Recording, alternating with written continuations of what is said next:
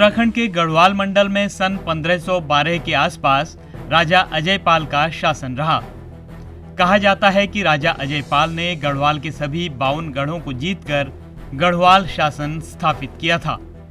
एक समय राजा अजयपाल ने अपनी राजधानी चांदपुर गढ़ी से देवलगढ़ में स्थापित की थी। यहाँ उन्होंने मां राज राजेश्वरी का मंदिर भी स्थापित किया था, जो गढ़वाल की कुल देवी हैं। उस समय यानी आज से सैकड़ों साल पहले राजा अजयपाल के समय की बनी 4 ऐतिहासिक गुफाएं देवलगढ़ में मिली हैं। पुजारी कुंजिका प्रसाद कहते हैं कि क्षेत्र में मौजूद प्राचीन सुरंगें काफी पहले खोजी जा चुकी थीं, लेकिन पुरातत्व विभाग की नज़र अब इन पर पड़ी है। दरअसल ये सुरंगें जो हैं राजा अजयपाल के ज़माने की खोदी गई बताई जाती हैं कि राजा जयपाल जब चांदपुर गढ़ी से यहाँ देवलगढ़ में आए, उन्होंने देवलगढ़ को अपने लिए स्थान चुना, तो सामरिक दृष्टिकोण से देवलगढ़ महत्वपूर्ण था। और उसके 3 तरफ 2 तरफ बड़ी घाटियाँ थी और 2 तरफ छोटी छोटी पहाड़ियाँ काट के चोटियाँ काट के घाटियाँ बनाई गई थी। तो आपत्ति काल में छुपने के लिए जो है इन सुरंगों का निर्माण कराया गया था, ऐसा हमारे पुराने लोगों ने बताया था हमें। और ये भी बताया जाता है कि जब गोरखा आक्रमण हुआ तो राजा के जो सामंत यहाँ देवलगढ़ में थे या श्रीनगर में थे, उन्होंने यहाँ आकर के जो है अपने परिवारों को छुपाया था इन सुरंगों में। तो ये सुरंगें जो हैं वो सुरक्षा की दृष्टिकोण से बनाए गए थे कि इसमें लोग छुप करके अपनी जान बचा सकते हैं, आपातकाल के लिए बनाए गए थे। अब जहाँ तक पुरातत्व विभाग की बात है, पुरातत्व विभाग के भी नए अधिकारी शायद पौड़ी में आए हैं। अच्छी बात है कि वो वहाँ तक पहुँचे और उन्होंने सुरंगों को देखा है और उसका जीर्णोद्धार कराते तो अच्छी बात है। देवलगढ़ पर्यटन सर्किट के अंदर भी हमने प्रस्ताव दिया है कि इन सुरंगों तक पहुँच मार्ग बनाया जाए, सीसी रेलिंग मार्ग बनाया जाए।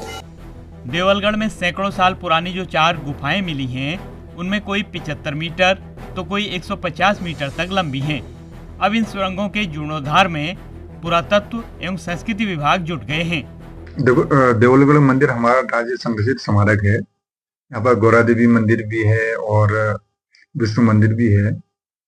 और इसके जहाँ तक आप ये सुरंग की बातें कर रहे हैं, ये मंदिर से नीचे करीब मंदिर से लगभग जो है 100 मीटर की दूरी के बाद सुरंग आते हैं, क्योंकि बीच में जो सड़क निर्माण कार्य हुआ है उसकी वजह से थोड़ा सा ये लगता है कि ये अलग पार्ट है। नहीं तो पूरी रॉक एक चट्टान एक था, जिसमें देवलगढ़ अपने आप में एक सुरक्षित स्थल है, सामरिक दृष्टि से बड़ा महत्वपूर्ण स्थल है। यहाँ पर स्थानीय जो तत्कालीन समय में जो राजा महाराजा लोग थे, अपने सैन्य सुरक्षा समाज की सुरक्षा के लिए इन लोगों ने सुरंगें बनाई होंगी। वर्तमान समय में जो हमने देखा था उसमें 4 सुरंगें हैं। 4 सुरंगें कोई 50 मीटर लंबी है, कोई 100 मीटर लंबी है, कोई 150 मीटर लंबी है। इन सबके अलग अलग मुहाने, किसके 2 मुहाने, किसके 4 मुहाने, किसके 3 मुहाने निर्मित हैं। और उसके अंदर आने जाने के लिए सीढ़ियां निर्मित हैं। और जो भी सैनिक उस समय आता जाता होगा या दुश्मन पर नजर रखता होगा या नीचे से गधेरे से जो नौला गधेरा है, नौला गधेरे से पानी ऊपर ले जाता होगा, तो अपने दोनों कंधों में सामान लेकर के सीधे जा सकता है, ऊपर नीचे चढ़ उतर सकता है। लेकिन जो बीच की एक सुरंग है जिसमें सामान्य रूप से सभी लोग सामान नहीं ले जा सकते हैं, चढ़ उतर सकते हैं लेकिन सामान नहीं जा सकते हैं, उसकी जो सीढ़ियां हैं बहुत ऊंची बनाई गई हैं। उससे ऐसा प्रतीत होता है कि केवल सैनिकों के लिए आने जाने के लिए ऐसा किया गया होगा। और जो 3 अन्य जो सुरंग है उसमें दोनों कंधों में सामान लेकर ले जा सकता है। नंबर 1। दूसरा ये कि जो कुछ जो हमारी जो सुरंगें जो निर्मित हैं तत्कालीन समय जो राजाओं ने बनाई होंगी सैन्य दृष्टि से, कुछ सुरंगें जो वर्तमान समय उनका जो बाहरी आवरण है वो मतलब टूट चुका है, खत्म हो चुका है। और कुछ एक सुरंग ऐसी है जिसमें स्थानीय लोगों ने उसमें जितने भी गांव का जो मलबा है, मलबा उदाहरण में जो रद्दी सामान है जैसे शीशा है, कांच है, सब उनने उसी सुरंग में डाला हुआ है।